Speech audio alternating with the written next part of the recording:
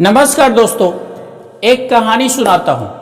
एक व्यक्ति था जिसका नाम था दानचंद। दानचंद तो लोगों ने मस्ती में रख दिया था। निपट कंजूस, ढेला तक ना दे किसी को। बीवी ने बोला, दानचंद पूरी जिंदगी हो गई, अब तो जाने की बारी है, कुछ तो दान करो, कुछ तो साथ ले जाओ। उसने बोला, मेरे से दान नहीं होता है, मेरा स्वभाव है, मैं क्या करूं। बीवी ने बोला, कम से कम गंगा नहा के भी तो आ, कुछ तो धुलेंगे। घर से 12 किलोमीटर दूर गंगा जी थी।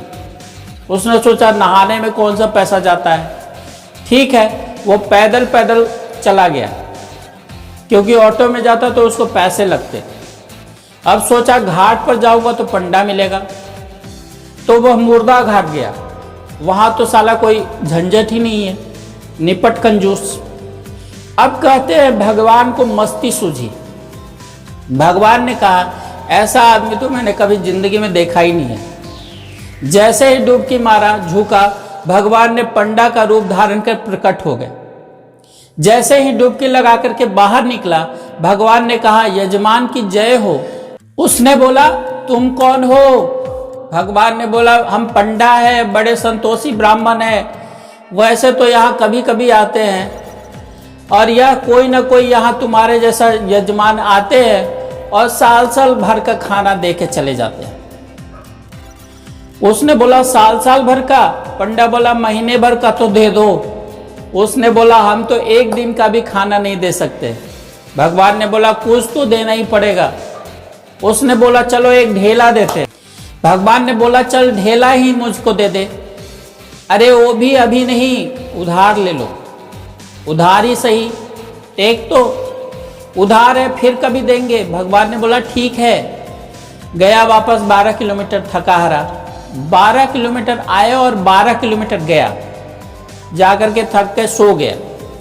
थोड़ी देर में दरवाजे पर नॉक हुई, जजमान की जय हो। बीवी ने दरवाजा खोला तो देखा एक पंडा। बोला, आपके पति कुछ उधार लिया है, वही लेने आए हैं। बीबी ने जाकर दानचंद को बताया, किसी पंडा का उधार लेके आए हो? बोला, हाँ, आ गए हैं बाहर, जाकर के कह दो उनको कि उनका तबीयत खराब है। कंजूसी देखो। अब तो बाहर जाकर के बीबी बोली, अजी उनका तबीयत तो खराब है। पंडा ने बोला, तो कोई बात नहीं, वो हमारे यजमान हैं, जब तक तबीयत ठीक नहीं होती तब तक हम यहीं रहेंगे। खाने पीने का सामान बना दो, हमें कोई तकलीफ नहीं है। पंडा वहीं चौकड़ी मार करके बैठ गया। अब बीबी भागी भागी दानचंद के पास गई, बोली, वो तो वहीं बैठ गया, वो तो वहीं चौकड़ी बनाए हुए है। उसने बोला, जाकर के कह दो दानचंद मर गया। उसने आकर के बोली, वो तो गुजर गए अभी अभी। उसने बोला, यजमान गुजर गए? उसने बोला, कहाँ तुम अकेली औरत गांव में खबर देने जाओगी?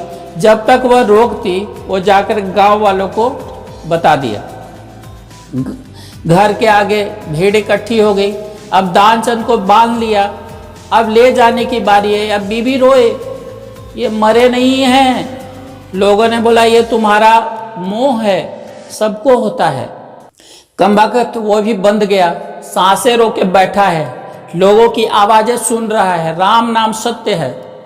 इतना निपट कंजूस चिता पर रख दिया गया। भगवान ने बोला, दुनिया हमसे हारती है, हम तुमसे हार गए।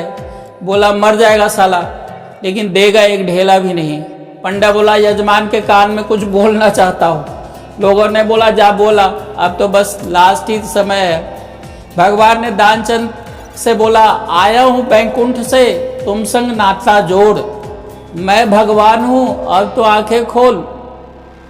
इसको लगा, वाह वाह, भगवान खुद ही आ गए। जैसी आंख खोला, देखा वही कट पंडा, फिर से आंखें बंद कर ली। भगवान ने बोला, अरे तुमसे कुछ नहीं मांग रहा हूं, तुम मुझसे मांग लो। उसने बोला, ढेला छोड़ और यहां से जा। इतना कंजूस।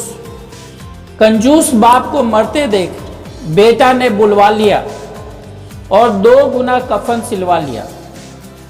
जिंदगी में बड़ा दर्द सहा, न ठीक से खाया न ठीक से पहना, अब मन भर के ओढ़ा तो सकूंगा कफन। कान में पड़ते ही बेटे की बात, बाप ने खोली धीरे से आंख, बेटे ठीक नहीं है तेरी मर्जी, क्यों करता है फजूल खर्ची। आधे कपड़े से मेरी लाश ढकना, कपड़ा है खराब नहीं हो जाएगा, रखा रहेगा, जब तुम मरेगा तो कफन के काम आएगा। देखिए इतना कंजूसी। इस कहानी का सार है कि भगवान ने एक लाइफ दिया है, केवल एक जिंदगी दिए हैं, अच्छे से जिए। क्योंकि पैसा की 3 गति होती है, पहला भोग, दूसरा दान और तीसरा अगर ये दोनों नहीं किया जाए तो इसका विनाश हो जाता है। अगर ये वीडियो आपको आज पसंद आए तो इसको काइंडली लाइक कीजिए, सब्सक्राइब कीजिए। तब तक के लिए धन्यवाद।